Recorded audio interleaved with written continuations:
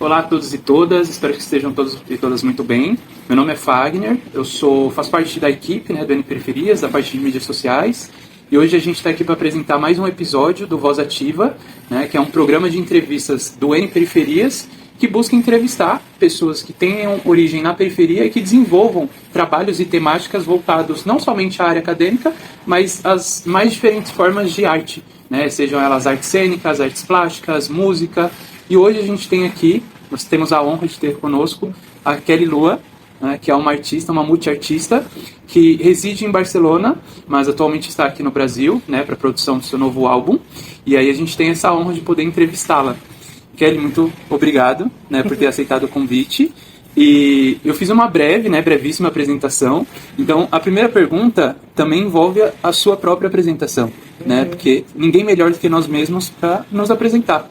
Então, a minha primeira pergunta para você é: quem é Kelly Lua? Nossa, essa é uma pergunta muito profunda. Eu costumo dizer que a minha arte me define muito. Então, quando se fala de artistas multidisciplinares, é isso, eu sou essa expressão. Então, aí em Barcelona, eu trabalho faz 20 anos que eu moro lá, mas eu sempre me entendi como artista desde pequena, crescendo aqui. Aqui a gente está na USP-Leste, que é muito perto do lugar onde eu cresci. Cresci com uma carência muito grande de arte, a gente sendo das periferias. Da periferia, isso também é um lugar que a gente tem que buscar. Então, a arte que eu faço lá é a arte que eu também fazia aqui. E ali eu tive que, para eu conseguir estar lá e me entender como artista lá, eu tive que entender onde estavam as margens mesmo, Porque nós não somos marginais, mas a sociedade nos marginaliza, Então, isso foi o que aconteceu lá. E aí eu sempre trabalhei no teatro, me entendo assim, a partir do teatro as outras artes surgem também. Então, aí por isso tem essa parte de ser atriz, ter a necessidade de começar a escrever minhas peças e me transformar também numa dramaturga, a necessidade de poder ter essa expressão que seja levada às outras pessoas e num nível de entendimento que não acadêmico, porque a academia, em vários âmbitos, incluindo o âmbito do setor da arte, ela é muito branca. Então aí eu também comecei a desenvolver teorias que, como sempre, vêm da prática, E aí com os grupos que eu trabalho, aí eu comecei a trabalhar também na direção, fazendo montagens, então também sou diretora teatral, e aí eu trabalho muito com um teatro que as pessoas chamam teatro social, mesmo que eu entendo que o teatro é social em todas as vertentes, mas o teatro social tem essa leitura de porque a gente está trabalhando em prol, as pessoas necessitadas, não sei se é essa nem a palavra, mas eu estou nas periferias, e a nossa necessidade através da arte a gente se expressar e com qualidade. E daí vem a minha inquietude como diretora, Fora isso, claro, quando a gente é uma pessoa que se vira também e a coisa sai, a coisa vem de dentro.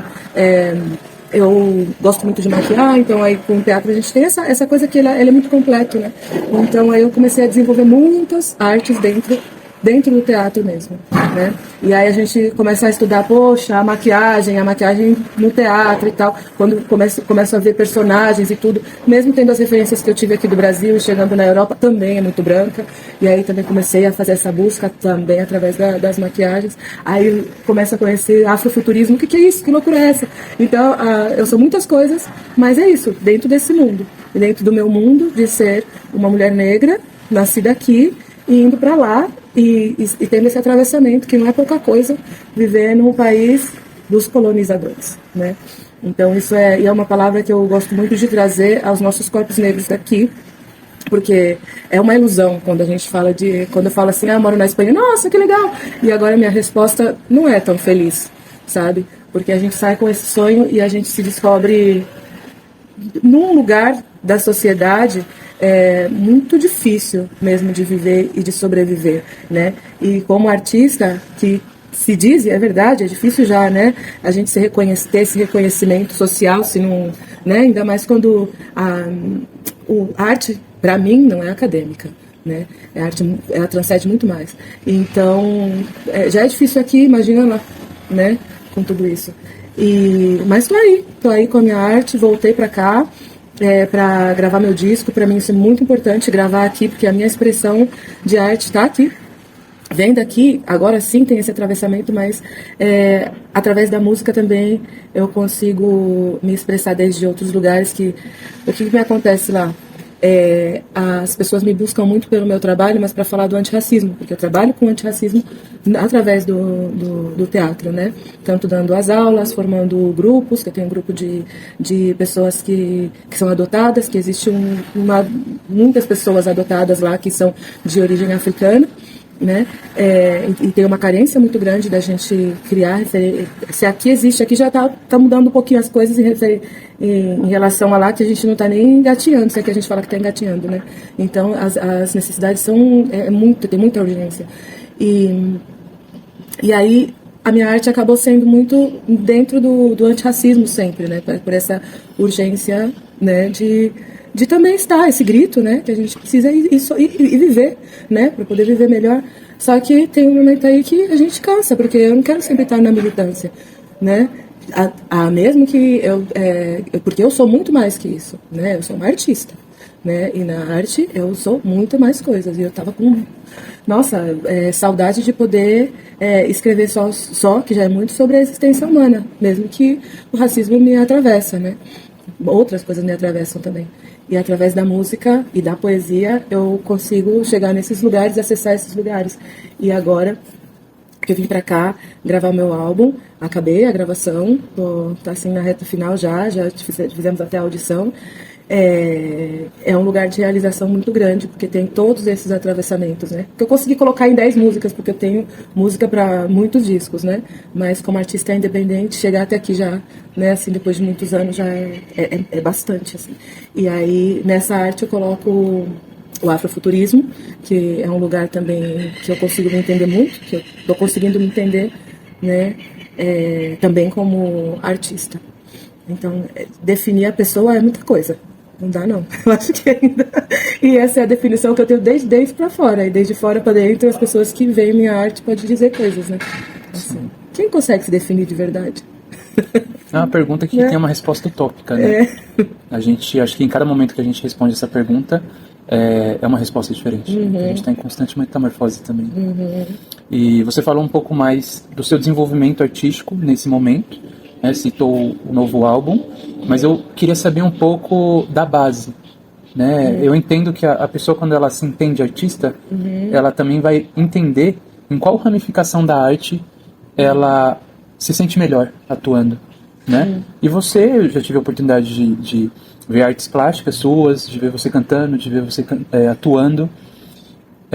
Então, você é uma multiartista, mas e para se reconhecer nesse lugar de multiartista, inclusive citando também a questão que você colocou de dar aula de arte para crianças, né? A gente está falando de uma pedagogia pautada, né, no ensinamento da arte para crianças que estão se entendendo ainda, né, desde muitos lugares, mas também desde do lugar artístico. A Kelly Lua, criança, como que ela se descobriu artista? Tudo isso para chegar na infância? Uau! É verdade, eu me descobri artista pequenininha mesmo. Assim, porque eu, como disse, eu não tive acesso, né, à arte desde criança. Assim, infelizmente, hoje em dia, aqui no Brasil, é um lugar de privilégio, né?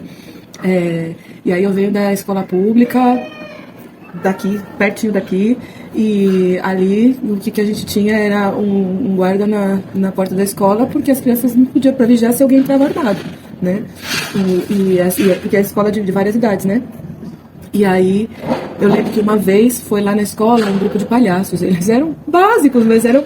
Que isso, palhaço? Fizeram um número de circo lá. E aí isso ficou na minha cabeça.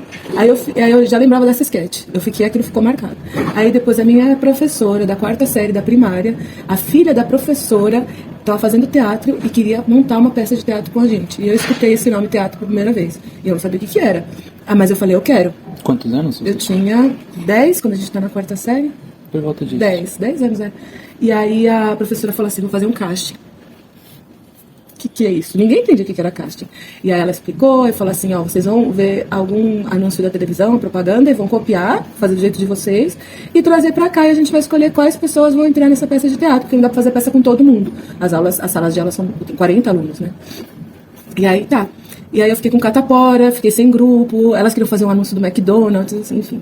Aí como eu fiquei sem grupo, eu falei pra professora, eu posso fazer sozinha? Aí ela falou, pode. Aí eu falei, posso inventar? Ela falou, estranho, mas pode inventar. Aí eu inventei meu próprio anúncio. Eu falava, e hoje eu gosto até de falar disso, porque eu descobri o nível de consciência que eu tinha com 10 anos, que eu não tinha nem ideia, sabe? Por isso que a gente, quando você falou de dar aula para as crianças, a gente está muito, muito atento nessa época. Se a gente olha mesmo as nossas crianças, os nossos pequenos, eles estão ali, eles estão projetando coisas, estão vivendo coisas que a gente nem é a gente olhar, né? E aí esse meu olhar para essa criança hoje em dia já é outro, né? Aí eu inventei, era assim, eu tinha uma boneca, só tinha a boneca branca, né? Esse também né? Aí eu peguei minha boneca, a bebezinha, que ela é carequinha, a bebezinha. E ela tem só um tufinho assim de cabelo loiro. E aí eu deixei ela assim, tá, ela é careca. Aí eu peguei e coloquei uma meia na cabeça também. E fui falar de uma coisa que já tinha acontecido comigo, com o meu cabelo, né? Porque de passar produto, meu cabelo ficou tudo cheio de... Nossa, era horrível, porque eu fiquei sem cabelo. Assim, eu fiquei com uma parte da cabeça sem cabelo de tanto produto que passaram pra alisar meu cabelo. Então aí eu fiz uma propaganda que falava sobre um shampoo que deixava os cabelos caídos. Porque a gente queria cabelo liso, né? Aí eu chegava e falava, olha, eu vou fazer um teste comigo com a minha boneca, que esse teste é um shampoo que deixa o cabelo caído. Aí eu ia com o cabelo normal, aí eu voltava, fazia o teste, colocava a meia na cabeça e subia com a boneca, não mostrava a boneca, só mostrava no final, com a boneca careca. E eu. Aí eu falava, meus cabelos caíram tanto que caíram tudo mesmo. Virou comédia, as pessoas riram, porque era cômico, mas eu tava falando de algo muito forte. Muito. E que ali, naquele momento, ninguém entendia, nem eu. Né? Só fui entender anos depois. Muitos anos depois. E pra mim aquilo foi tão revelador. E eu entrei na peça. A minha peça, de todas, era a única que era original, que estava dizendo algo, só que naquela época, aí quem fez a protagonista era a menina branquinha do grupo, essas coisas, né? Mas assim, foi maravilhoso poder fazer. Gente, isso aqui é teatro. Aí depois eu falei pra minha mãe, mãe, eu quero fazer teatro. Na época, né? Quem vai entender? Minha mãe nunca tinha ido nem no teatro, né? E aí o que eu fiz? Eu montei a peça de teatro inteira na garagem da casa da minha mãe. E ainda peguei aquela sketch dos palhaços, montei também com as minhas amiguinhas ali. Era um pedaço de coberta que caiu o tempo todo, coloquei ali, fiz cortina. E aí eu convidei as crianças da rua para poder ver aquilo. E aí eu cobrava centavos. E as crianças, e fiz as entradinhas assim. E as crianças pagavam centavos que tinha para ver. E a gente fez aquilo, foi uma loucura. Para mim, assim. Isso eu acho que explica muito, né? Essa coisa de que vamos fazer acontecer e faz acontecer, montando tudo com tudo que a gente tem. E foi isso que aconteceu, sabe? E nesse momento eu já entendia tudo. Só que eu entendia com toda uma sociedade inteira em contra de mim, né? Incluindo a minha família que não entendia o que significava isso. Aí eu tinha 13 anos e continuava falando isso, e minha mãe falava assim, tá bom, mas você tem que estudar. Né? Não teatro, você tem que estudar outra coisa para ser alguém na vida, né? Esse é o que a gente escuta, né? É normal. E aí um amigo meu vizinho da frente, eu falei pra ele, eu quero fazer teatro. Eu sou atriz, eu vou ser atriz. Aí ele falou assim, mas como se você nunca foi no teatro? Aí que eu percebi que eu nunca tinha ido ao teatro, né? E foi acho que com 13 anos que eu fui ver uma peça de teatro lá no SESI da Paulista, que é teatro grátis, né? E foi assim, a confirmação. E aí já daqui pra frente, na época que eu fazia teatro escondida, porque minha família não entendia, fiquei muito tempo fazendo teatro escondida. Aí quando eu consegui já entrar lá na Federal, aí eu tinha 15 anos, aí eu tava com esse grupinho, aí minha mãe foi me ver, só que meu pai ainda não entendia o que era. Hoje em dia é claro que as coisas mudaram, eu tenho muito apoio depois de anos, né? Entenderam que não tem mais jeito, que essa é a pessoa que eu sou. E recentemente, meu pai, agora antes de morrer, ele ainda falou pra mim assim, continua indo atrás dos seus sonhos. Então, a história mudou depois de muito tempo, né? Mas é isso. É muita coisa. Uma perguntinha desse tamanho. Infância remete a muita coisa, né? Bom, indo agora para outra questão, são muitas, né? São muitas. Eu tentei afunilar ali nas questões que eu vou fazer, mas eu sei que são muitas possibilidades. Mas falando um pouco agora de desenvolvimento da arte para a sua vida também, né? E de um comparativo, né? Eu sei que você foi artista aqui no Brasil no tempo que aqui esteve, né? Foi artista de rua também por um bom tempo e depois foi fazer arte na Espanha, né? Qual que é a diferença, né, de ser artista no Brasil e como que é, né, ser artista fora daqui, especificamente na Europa, especificamente na Espanha, e não só isso, como é viver da arte, né, em ambos os lugares? Qual que é a diferença? Sabe que quando você estava fazendo essa pergunta, eu estava sentindo dor, sabe? Porque eu não sei nem como colocar nome à quantidade de diferença que existe. Assim, eu estive aqui muito tempo fazendo arte aqui no Brasil, né?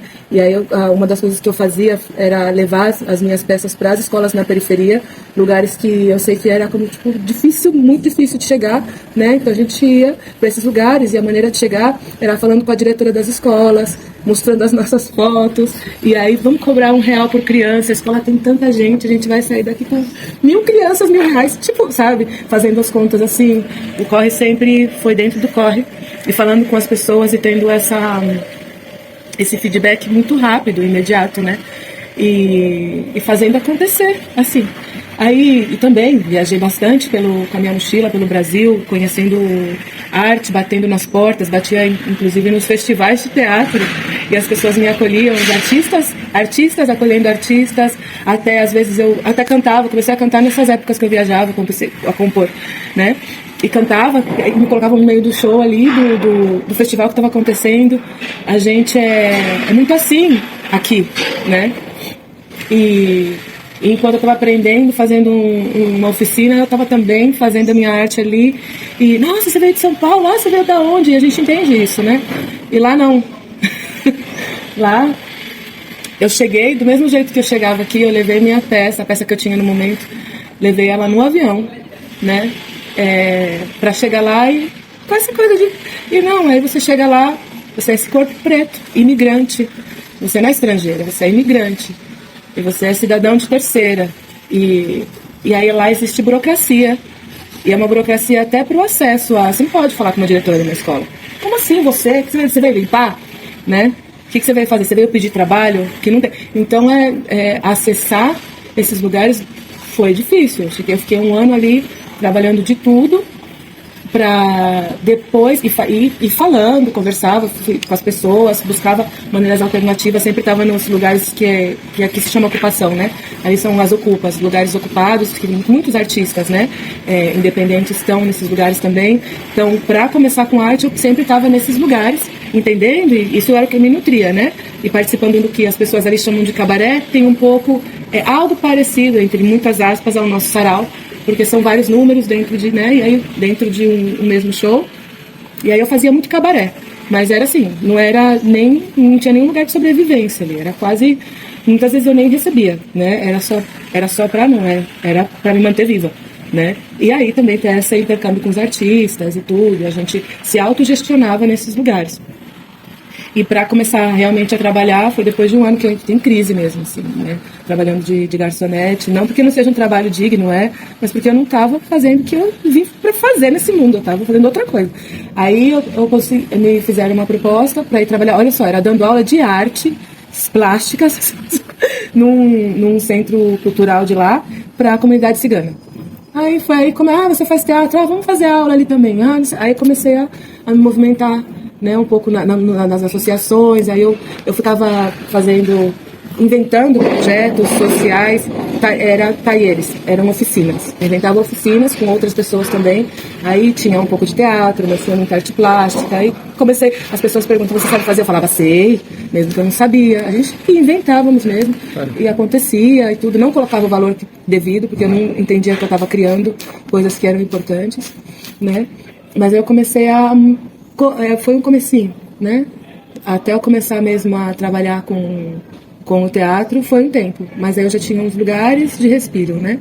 E E faz um tempo, né, quando eu comecei a coletivizar, quando eu comecei a conhecer, porque antes eu pensava que não existia nem pessoas negras nascidas na Espanha. Aí eu estava no meu espaço de trabalho, porque eu dei muito tempo aula num grupo de pessoas com deficiência, e aí eu estava num centro cultural, né, dando aula já numa companhia, que eu fundei essa companhia, que era um curso, daí depois a gente virou companhia e tal.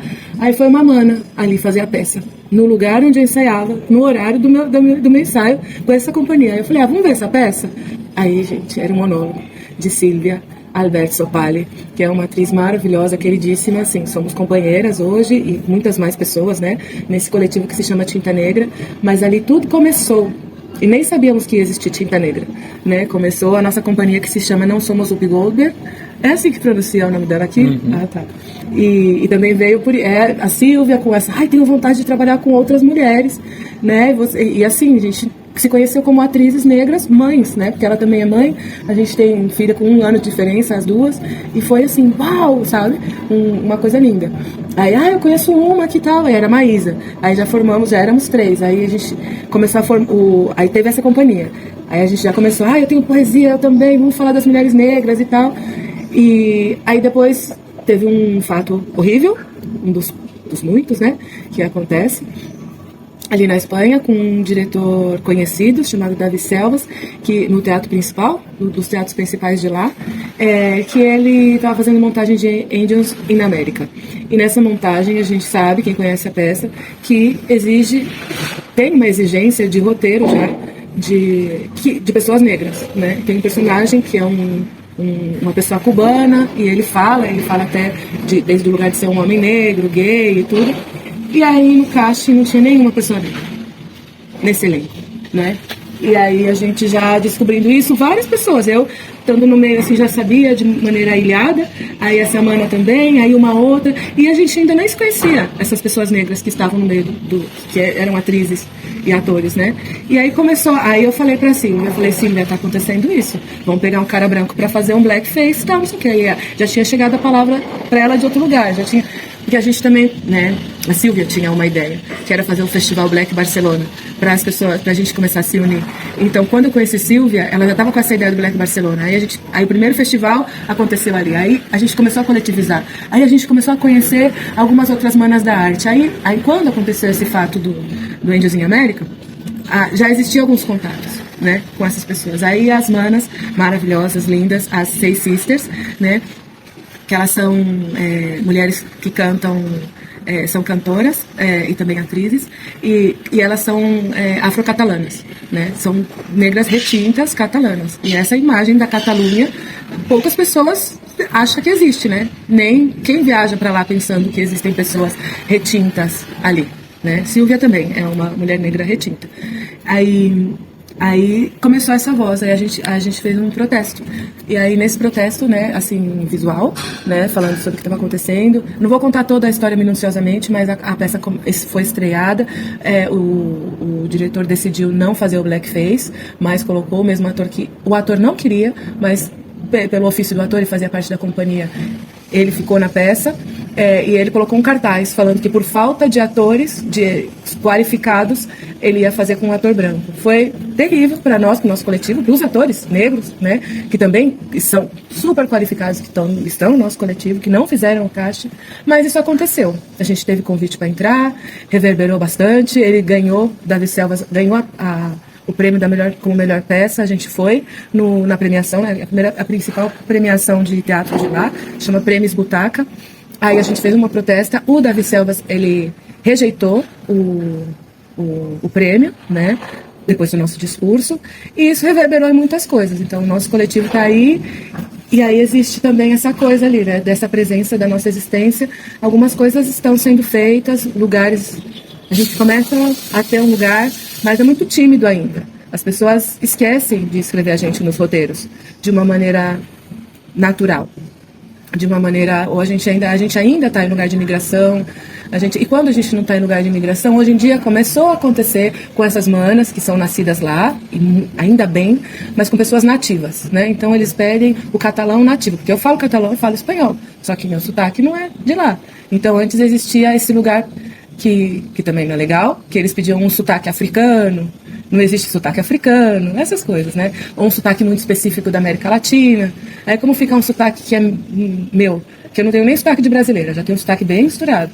Aí eu consegui, por exemplo, um audiovisual quando era uma portuguesa, aí eu consegui fazer de sotaque brasileiro-português, entendeu? Então ainda é muito difícil o mercado ali. E esse mercado do audiovisual e o outro lugar é um lugar de a gente fazendo o nosso espaço. Então, existe o primeiro teatro que faz produções negras, é teatro negro mesmo, de Barcelona, que acabou sendo o teatro de toda a Espanha, né? Que é a Sílvia, nossos coletivos fazendo. Então, tudo que começa a acontecer é nós fazendo acontecer, né? A Sílvia é a percussora do Teatro Periférias, e aí agora sim a gente vai coletivizando para a gente poder ter esse espaço. Então, eu sei que, pelo menos, é super importante. A gente tem esse lugar pra gente, mas é isso, né? É pouco.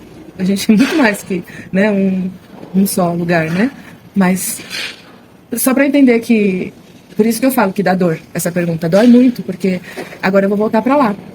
E eu vou voltar pra lá, sim, já tenho 2 atuações, ainda bem que eu já tenho essas 2 atuações, um curso que eu vou dar agora, né, assim, que já é algo, mas é assim, algo que é importante, mas vou chegar lá, eu vou atuar, depois eu vou ter os debates falando do antirracismo, esse é o lugar, assim, que eu tenho lá, né, que tá ótimo, eu agradeço, mas eu sou muito mais que isso, né, então aqui no Brasil eu consigo ser eu de muitas mais maneiras, né, assim, consigo falar de orixá e não ter que explicar, sabe?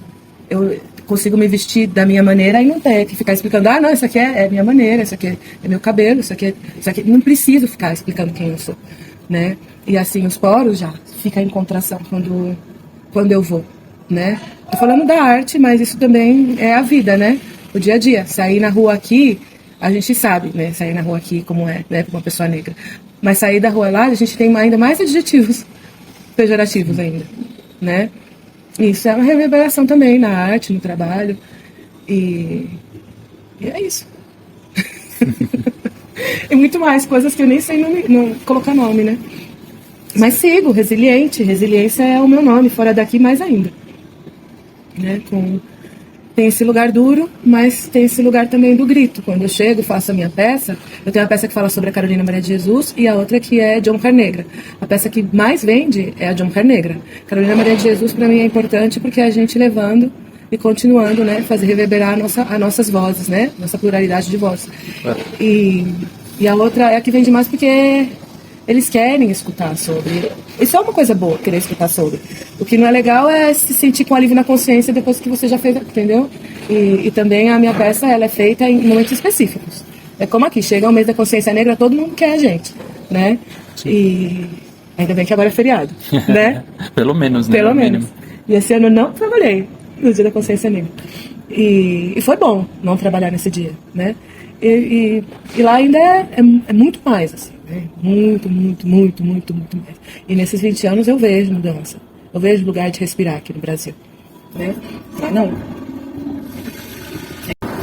Bom, aproveitando, né, a gente já falou das veias artísticas, né, e você trouxe essa veia artística, né, da artes cênicas, e como você desenvolveu ela tão bem, não só aqui no Brasil, mas também fora. E aí a gente pode explorar agora, né, outra veia artística que você tem muito forte, também falando de Brasil, né, falando de se encontrar aqui no seu país, a veia artística da música. Né? Tem um álbum vindo aí, né, um álbum que foi parido, acabou de ser parido. Foi. E o que a gente pode esperar desse novo álbum? Do que ele fala? Ele fala das felicidades de Kelly Lua, de tristezas da Kelly Lua. O que fala? Né? O que a gente pode esperar? O que vem de ritmo aí, né? Ele é afunilado em um ritmo só, ele é plural em ritmos. O que a gente pode esperar desse novo álbum? Meu Deus. Álbum esse que é importante mencionar, né, também, produzido por Dinho Souza, né, que é produtor e beatmaker, né, essa parceria. E o que a gente pode esperar dessa nova, né, impressão de Kelly Lua? Esse álbum é lá no meio total. Assim, ele, quando saiu a música que a gente já descobriu que é a música principal, porque foi a música que, quando ela aconteceu, tudo começou a acontecer, Laroyer total. Ela eu acho que diz muito de tanta coisa. O Dinho falou pra mim assim, porque eu tava gravando um videoclipe lá em Ubatuba, aí o Dinho mandou, né, o mix já acabado, pra eu aprovar. E, gente, eu chorava. E eu falei, Dinho, eu não acredito, eu tô muito emocionada, o que tá acontecendo? Aí ele falou assim, isso daqui é o seu grito mesmo, é o seu grito real, sabe? E aí, esse grito, quando eu escutei esse grito, eu entendi que esse grito é coletivo. Esse não é só meu grito. E quando eu falo o Laroie, é por isso, porque essa música eu escutei. Aí o meu companheiro que estava ali, né, o companheiro de trabalho, o Obá, que é uma coisa maravilhosa também, essa pessoa, que a gente começou a fazer parceria, que estava na direção desse videoclipe, eu falei assim, ó, eu coloquei assim no ouvido dele, escuta. Aí a reação também era... sabe? E acontece isso. Aí cada pessoa que começa a escutar essa música, não falo que as outras não sejam, né? Mas é porque eu tô falando dessa música que ela foi a que abriu o caminho para todas as outras, mesmo que eu já tinha todo o repertório escolhido, quando eu vim gravar, já sabia, né? Trouxe as músicas do jeito que eu tinha, alguma era poesia, né? Eu já sabia o que era de letra e algumas músicas e tudo, mas eu não sabia a dimensão, eu sabia que era grande. Mas eu não sabia que era tão grande. Sempre na minha arte, eu sei que a minha arte não é minha só. Essa consciência eu tenho. Porque ela vem de uma maneira muito... que vem de um lugar que, assim, que se eu não faço, eu adoeço. Então eu sei que não é só meu. Isso daí eu tenho essa consciência. Mas assim, foi uma loucura. E os ritmos do meu trabalho, ele é uma busca mesmo, né? A busca é essa, por isso que tem essas características que eu falo muito do afrofuturismo, né? Porque é essa busca da nossa música em estado puro, sem a passagem pelo colonialismo, né? Então, quando eu falo que no meu disco tem rock, mas esse rock... que é o nosso rock que você escuta e não é vontade de mexer a cabeça, não. É vontade, é batuque, é macumba, é terreiro, é todo o corpo que vai. É o original. Né? É o original. A origem do rock é preto e é feminino, né? E aí em todo eu falei do rock porque é a coisa assim como, que é rock, né? Que desconcerta mesmo. Como assim o rock mulher, né? Preto, né? Muita gente ainda não entende rock assim, né? E aí, mas aí tá tudo. Tem as nossas origens, desde as nossas origens africanas brasileiras, aí passando por África mesmo. Eu de África não conheço muito de território, né? Eu estive só em Moçambique e também gravando ali, e um pouquinho só na África do Sul. Mas a gente tem muita conexão, né, com a África aqui no Brasil, lá também na Espanha. As pessoas que vivem lá, pessoas africanas, são diretamente de países africanos, como aqui, né, que tem muita imigração também. E a gente, sendo imigrante, a gente se reúne muito com imigrante, né. Então aí também tem esses lugares, tem coisas que eu não conhecia que começa a vir também na sonoridade, né. E o Dinho é uma pessoa que ele já vinha com essa pesquisa há muito tempo. Então quando a gente se encontrou foi... né, quando ele descobriu que eu tinha uma ideia, essa ideia que para ele também, ele vem Baiana System é uma referência muito grande pro Dinho, porque ele também trabalhou com o produtor de baiana. Baiana é um ritmo, que ritmo é baiana? O que eles fazem? Baiana, né? Então, na minha música também é muito isso. Qual é o seu estilo? Não dá, não tem, o nome sou eu, sei lá, sou eu. Não é sei lá, não, eu sei, é isso, né? Eu, Dinho, as pessoas que aqui que a gente está somando, né? E aí ele fala o meu disco sobre muita coisa, porque cada música é uma obra em si e é uma viagem nos ritmos.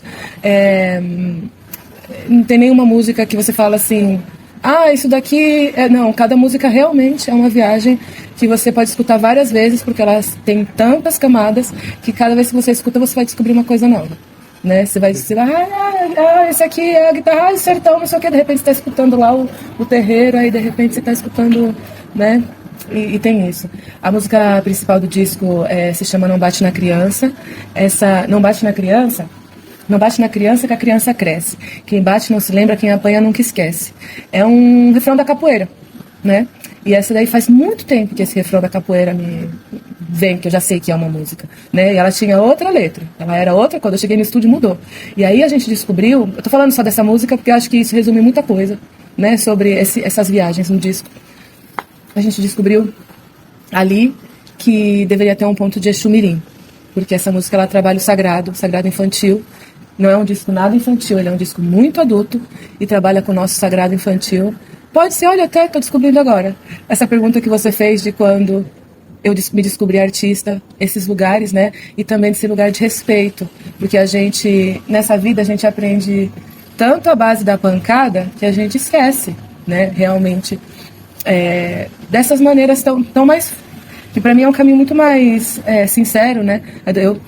Eu sou mãe, eu passei por esses lugares como filha e como mãe, né? De como é que a gente respeita esse sagrado, né? Como é que a gente respeita sem... A gente eu cresci num ambiente de muita pancada, né? Eram as minhas amigas, era todo mundo, como é que foi, né? A surra de hoje. Porque a gente cresceu assim, né? E a gente vem com as nossas heranças, né?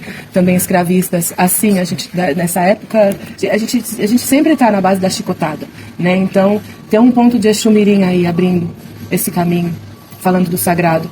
Tendo a capoeira, que também fala da nossa história, do nosso sagrado ali. E aí na música tem outras coisas, né? Tem mais letras, tem letras que são muitas coisas que a gente vai escutando, que nem só é a violência física, é a violência verbal, né? Olha o chinelo, né? O medo, né? O bicho-papão, né? A gente sempre tem várias coisas que a gente vai falando que também são violentas, né? Que a gente nem percebe. E trabalhar esse sagrado, nós, como pessoas adultas, é incrível, foi incrível e ainda é, e aí eu entendo que a mensagem ela transcende a qualquer tipo, porque eu falo muito de Exu, falo do terreiro, mas quando eu falo do terreiro tem uma outra música que fala: meu terreiro é o mundo. Não é todo lugar no mundo que existe um terreiro, né? Eu vivendo lá, terreiro, onde eu vou encontrar o meu terreiro. Então, eu não estou falando de religião, nem de religiosidade. Eu estou falando eu, como pessoa negra, falando do meu terreiro. Eu venho com a minha ancestralidade da África, da terra, né? Terra-mãe, e estou aqui no Brasil, e o Brasil é meu terreiro, e vou para lá, para a Espanha, para a Europa, e busco esse terreiro nos lugares, nas pessoas, nas minhas relações, e como eu sou, né? E vou me construindo. Então, quando eu falo de Exu, eu poderia falar outro nome, mas para mim eu falo Exu, entendeu? Então, não é religião, não é, né, nesse sentido, né, da música e da arte que transcende, né? Ela transcende como a música gospel, ela transcende a religião, né? A música gospel, ela fala de God, fala de Deus, e as pessoas estão aí vibrando naquela energia que passa, né? Então, não é sobre religião. Queria deixar também pautado isso, porque senão, né, a gente coloca uma barreira que nem é, né? Sobre esse sagrado mesmo. No meu disco também eu tenho 2 idiomas. O idioma que prevalece é o português, né, nosso brasileiro, mas tem algumas músicas que tem o espanhol também, e tem essa brincadeira de misturar os 2 idiomas em momentos específicos, que parece que é aleatório, mas não é. Tudo está colocado ali por um sentido, muito sentido mesmo. E muitas vezes a mensagem, porque tem músicas, né, também tem música que está mais direcionada ao antirracismo, e que estão ali, as mensagens estão ali nos idiomas que estão por algo mesmo. Eu quero que essa mensagem chegue, né, nos 2 idiomas, ou chegue mais em outro, no que está escrito, e por isso também está em 2 idiomas. E também é legal porque é esse exercício que a gente faz da gente se abrir, né, à escuta ativa. Porque quando a gente escuta música em um idioma que a gente não tem familiaridade, muitas vezes a gente não escuta a letra. E quando a gente faz essa brincadeira de misturar, para mim, né, isso me trouxe muito isso, né, de misturar o idioma ou ver, né, porque o espanhol é um idioma que se parece muito ao português em palavras e tem outras que te enganam. Você fala uma coisa e é outra, né? Mas tem aquilo, nossa, isso aqui eu consigo entender, isso aqui tal, isso aqui. Ainda mais eu tento fazer um sotaque que é mais fácil pra gente entender aqui, né?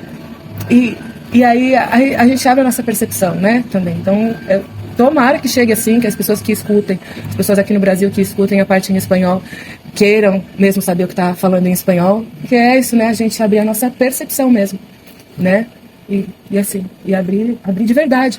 Porque quando a gente abre, a gente escuta melhor mesmo. Sim. E falando de álbum também, né, aproveitando esse gancho, falar de futuro, né? Uhum. O que a gente pode esperar aí de Kelly Lua? Tanto de localização, né? Você vai voltar para a Espanha, vai retomar seus trabalhos, né? Também é necessário, né, esse retorno dentro de alguns pontos de vista. Mas o que você espera para o futuro, profissionalmente, né, e pessoalmente também, em relação a isso? Você pretende voltar ao Brasil, mas voltar ao Brasil para morar novamente no Brasil e trabalhar aqui também no Brasil, né, dentro das suas artes? Ou você pretende ficar na Espanha e voltar em alguns momentos pontuais ao Brasil, né, para continuar desenvolvendo o seu trabalho? O que você pensa de futuro? Eu tenho uma necessidade profunda de continuar aqui. Agora a minha vida está nesse lugar de ponte, né? E também é isso, eu estive tantos anos lá, conquistei um espaço lá, e isso é algo que eu acho que é importante, né?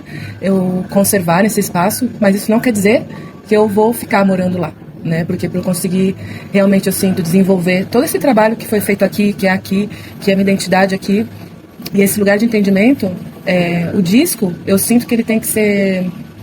O primeiro show do disco eu sinto aqui, né? Então, o meu plano de lançamento está em cima disso mesmo. De eu estar aqui no mês de agosto, para poder fazer o lançamento em agosto, e fazendo os meus shows aqui, reforçando esse caminho, essa identidade, esse feedback, porque já estou tendo muito feedback, ele não está no mundo ainda, mas já as pessoas vão escutando, eu vou escutando os feedbacks, eu vejo que é algo, realmente, né, é algo, assim, é algo novo, é uma criação, né, então, é aqui, agora entender o que vai vir nesse caminho, é isso, é o passo a passo, sabe, mas eu sei que os passos estão aqui, e desde lá, é isso, pra mim, lá é um lugar muito de, quando a gente fala de reparação, que também é direito nosso, o direito de ir e vir, né? E não é só lá, Espanha, né? Então pra mim já é como... E é isso, a arte, ela pertence ao mundo, né? Aos poucos ir abrindo esse caminho. Eu tenho muito essa coisa de que, quando eu morava aqui em São Paulo, eu lembro quando eu comecei a sentir que era pequeno pra mim. Era muito pequeno, e olha que São Paulo é grande. Né? E eu me sentia, aí eu saí de São Paulo, aí comecei aí eu fui conhecer o Nordeste, né? E aí o Nordeste, aí chegou um momento que também era pequeno para mim, né? Então essa coisa que vai empurrando, e agora eu sinto que pequeno para mim é lá, e aqui é muito grande para mim, sabe? É grande assim, é grandioso, mas em outro sentido, né? Não aquele pequeno que te encolhe, mas é grande nesse lugar de expansão mesmo. É um lugar que me ajuda a expandir. Outra vez sinto isso aqui em São Paulo. E eu nunca pensei que eu ia voltar a sentir assim, porque São Paulo é uma cidade difícil de viver, né? São Paulo é... Nossa, São Paulo é... né? Assim, conseguir ter qualidade de vida aqui é difícil. Mas agora eu sinto essa expansão, realmente nessa riqueza aqui, né? E nessa beleza, porque a gente tem muita beleza. Eu comecei, que bom, voltei a ver muita beleza. Eu vejo beleza em tudo agora. Assim, tudo, tem coisa que é muito feia, é muito chato, mas eu consigo ver beleza nas entrelinhas, nas pessoas, né, em tudo, e coisas que quando a gente mora aqui a gente muitas vezes nem vê, né, não vê porque está acostumado, né, com o cotidiano. Então, o momento é agora, o momento de agora é isso, eu vou, mas eu volto, muito breve.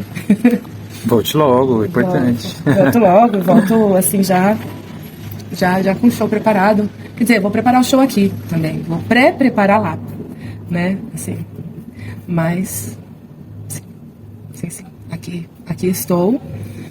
E aqui estou. Bom, encaminhando a entrevista para o final, mic aberto, né, para artista, para você falar o que você quiser, o que você sentiu, o que talvez não tenha falado, alguma informação importante, inclusive para passar também suas redes, né, que é importante, passar suas redes sociais, né, para a gente seguir o seu trabalho, acompanhar o desenvolvimento e, com certeza, né, o mais importante, acompanhar o álbum novo que vem aí, né, então, mic aberto. Não, as redes, assim, você vai deixar também ali, né? Oh, claro. Ainda eu não comecei com o trabalho de divulgação do disco, tá só os trabalhos anteriores, né, com teatro e tal. Kelly Lua Oficial é o Instagram, é a minha rede social principal, e depois tem um canal do YouTube que tem um pouco de tudo, assim. E agora, daqui pra frente, tem alguns videoclipes do meu trabalho anterior ali, né, no YouTube também. É Kelly Lua no YouTube também. Kelly Lua no YouTube e no Instagram Kelly Lua Oficial. Perfeito. E aí, daqui pra frente, aos poucos já vai começar o trabalho de divulgação do disco pra poder seguir. Isso. Eu falei tanto, micro aberto. Não sei, assim, eu espero que logo muito mais, logo muito próximo, assim, porque passa muito rápido. Eu tenho uma vontade já de voltar a estar aqui e fazer esse show, e muita vontade já de poder jogar a música pro mundo, né? Porque falar é uma coisa, escutar é outra, né? Assim, mas eu tenho muita gratidão mesmo, é que aconteceram muitas coisas lindas, assim, das pessoas me conhecerem, começar a conhecer minha arte e ter um lugar de colaboração que é muito nós, né? E eu tive colaboração de tanta gente, conheci uma galera da Renovo, que é um brechó vertical que está ali do lado da Galeria da 24, que é uma galeria, né, o brechó vertical. Umas pessoas que deram super apoio, Obá, que a gente até começa a trabalhar juntos, DJ Obá, que descobri que também é diretor de fotografia, diretor dirigir meus videoclipes, né? Multiartista também. Multiartista também, um super encontro. Pra mim é isso, eu tenho uma gratidão profunda também pela nossa maneira de ser e da gente acreditar na gente, pela nossa coletividade, sabe? Por essa maneira da gente sentir. A gente sente, às vezes as pessoas nem queriam ver meu trabalho, me viam e sentiam e falavam, não, eu tô contigo. E a gente tá, quando a gente tá, né? Então eu saio daqui nutrida, né, com as minhas raízes, assim, que eu sempre levo as minhas raízes comigo, mas elas estão, assim, cheionas mesmo. E não é porque em São Paulo chove muito, não. Mas elas estão aí, sabe, plenas para eu poder voltar ali, porque cada vez que eu volto ali, eu sinto que eu coloco uma armadura. E agora, com que eu vou não é nem com uma armadura, é com uma proteção muito grande e com essas raízes bem fortes ali, pra chegar ali, que passa? Estou aqui, sabe? Essa então, assim, muita força. Saio com esse axé e vou chegar com esse axé para quem é de axé, para compartilhar com pessoas também queridas, né? Ali também tem esse tempo todo, né? Começa a aparecer, tem comunidade, pessoas queridas também. Não sei, acho que eu já falei. Não sei se era sobre isso ou é sobre o que quiser, né? É mic aberto, é mic aberto. Agora acho que mais isso. Bom, eu agradeço também de novo, né, você ter aceitado esse convite. Você sabe que você é uma pessoa muito importante para mim e os nossos caminhos se cruzaram na Espanha, né? E eu passei pouco tempo lá e pude presenciar e sentir na minha pele, né, muitas das coisas que você falou aqui. E não é fácil, eu sei que não é fácil, e eu passei só 6 meses, né? Então agradeço imensamente, né, que você tenha aceito esse convite, porque eu acho que é importante a sua história ser contada, é importante que ela seja, né, escutada pelas pessoas, para que elas possam se inspirar também e apreciar a tua arte, né, que é lindíssima. E agradeço, eu tenho muito agradecimento pela sua pessoa, pelos nossos caminhos terem se cruzado. Obrigado. É recíproco, foi muito bonito. Ter você ali vislumbrando também. Não, porque é um ponto de vista, né, assim, que não é de lá, né? E esse lugar de entendimento tem quem é daqui, sim, né? E foi grande, assim, foi grande. Cada vez que a gente tem esse feedback, dá uma alegria no coração mesmo, né? Porque é um lugar de solidão. Por mais que a gente coletiviza, por mais, né, tem muito lugar aí da arte que eu faço que eu tô cheia de gente ao redor, mas é solitário, né? E ter esses feedbacks é super, é mais uma confirmação, né? Obrigada. É isso, viva Kelly Lua, viva os caminhos abertos e muita luz, muita luz. É nóis, axé, viva axé. Nós. Viva nós. Para quem acompanhou até aqui, muitíssimo obrigado. Esse foi mais um episódio do Voz Ativa. Vocês podem também seguir, né, as redes sociais do Dani Periferias, né, no Instagram e aqui também no YouTube, né, curtir esse vídeo da entrevista que foi para mim incrível. E é isso, gente. Obrigado, tchau, tchau e até a próxima.